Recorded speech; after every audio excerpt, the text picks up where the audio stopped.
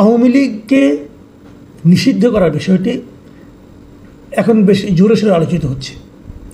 যেভাবে এনসিপি আন্দোলন করছে এবং এনসিপির সঙ্গে জামাত ইসলাম অথবা ইসলামী আন্দোলন সহ বেশ কয়েকটি ইসলামী দল যেভাবে যূথবদ্ধ হয়ে আন্দোলন করছে, শাহবাগ ব্লকেডের মতো কর্মসূচি দিয়েছে, এটা না হলে আগামীতে তারা ঢাকা ব্লকেড করবে এ ধরনের হুমকি দিচ্ছে, এসব ঘটনার প্রেক্ষিতে মনে করা যায় হয়তো আওয়ামী লীগ নিষিদ্ধের ব্যাপারে সরকার চিন্তাভাবনা করবে অথবা নিষিদ্ধ করেই দিবে।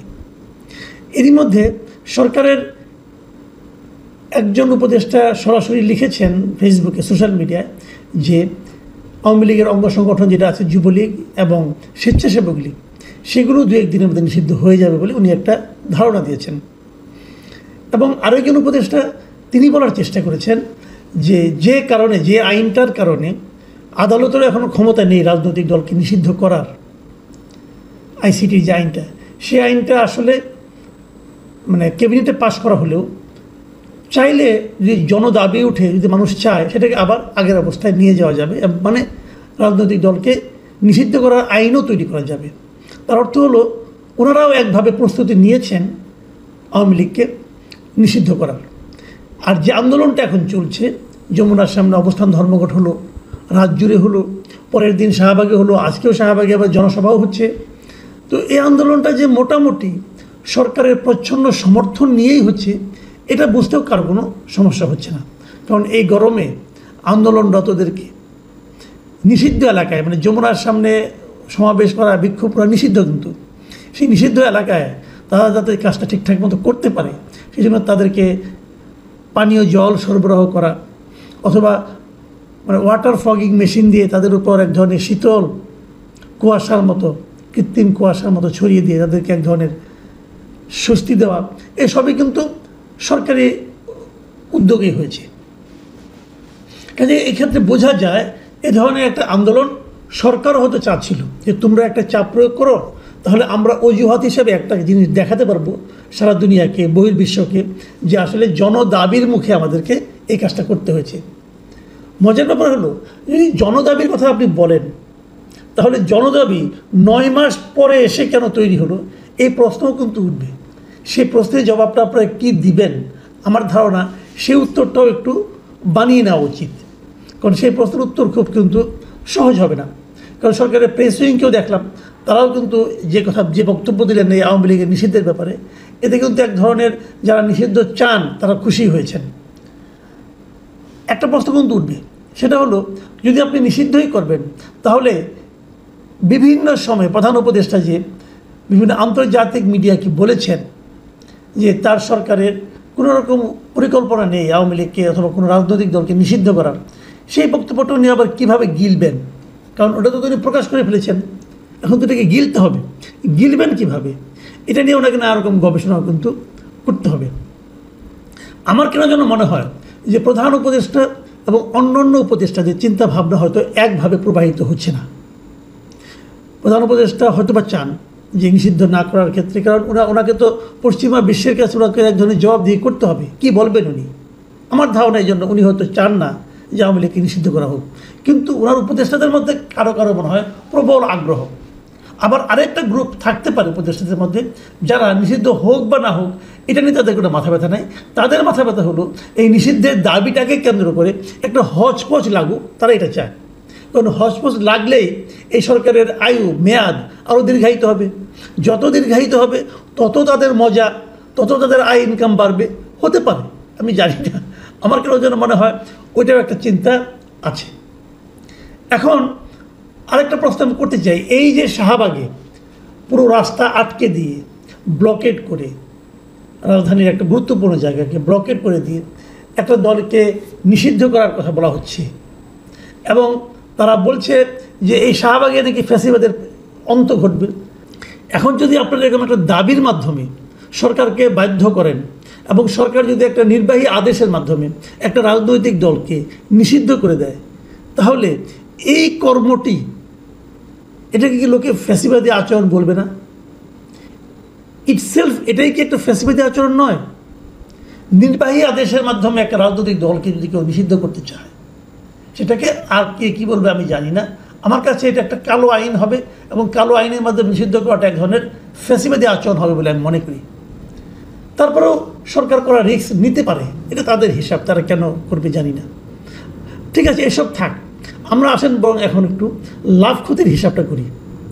যদি আওয়ামী লীগকে নিষিদ্ধ করা হয় শেষ পর্যন্ত, লাভ হবে কার এবং ক্ষতি হবে কার? আগে ক্ষতির দিকটা বলি, লাভের কথাটা পরে বলি। ক্ষতির দিকে বলতে গেলে প্রথমে আসবে ইমেজগত ক্ষতি, মানে ইমেজ কার কত ক্ষতি হবে, এবং ইমেজের ক্ষতির তালিকায় 1 নম্বরে থাকবেন ডক্টর ইউনূস। সারা দুনিয়ায় ওনার যে ইমেজ আছে সেই ইমেজটা বড় ধরনের একটা ধাক্কা খাবে। এই নিষিদ্ধকরণের বিষয়টাকে আর যাই বলা যাক না কেন, পশ্চিমা বিষয়টাকে ডেমোক্রেটিক আচরণ বলে মনে করবে বলে আমার কাছে মনে হয় না। এবং এই আনডেমোক্রেটিক কাজটা কার আমলে ঘটলো? ডক্টর ইউনূসের সরকারের আমলে ঘটলো। এই জিনিসটা ডক্টর ইউনূস কখনোই সারা দুনিয়ার কাছে এক্সপ্লেন করতে পারবেন না, কারণ যেভাবেই করুন সেটা গ্রহণযোগ্য হবে না। এবং ওনার এতদিনের তৈরি করা যে ইমেজ, সেই ইমেজের এত বড় ধাক্কায় এর আগে কখনো লাগেনি, ভবিষ্যতেও লাগবে না। আর ইমেজ ক্ষতিগ্রস্ত হবে কার? আর ইমেজ ক্ষতিগ্রস্ত হবে বিএনপির এই কারণে যে বিএনপি একটা পলিটিক্যাল পার্টি। বিএনপি সারা সময় বলে এসেছে যে তারা রাজনৈতিক দলের নিষিদ্ধের পক্ষে না। আমি আজকেও শুনলাম তাদের মহাসচিব বলেছেন যে রাজনৈতিক দলকে নিষিদ্ধ করার জন্য আমরা কে, এটা তো নিষিদ্ধ করলে জনগণ করবে। কিন্তু তারা থাকতেও যদি নিষিদ্ধটা হয়ে যায় এবং তারা যদি কোনো ভূমিকা রাখতে পারে নাই, এই দায়টাও আলটিমেটলি কিন্তু বিএনপির উপর চাপবে। আর ইমেজের দিক যদি আমরা চিন্তা করি, এটার যারা উদ্যোক্তা এনসিপি, তাদের কিছু হবে না। তাদের কিছু হবে না এই কারণে তাদের তো আসলে কোনো ইমেজই তৈরি হয় না এই পর্যন্ত।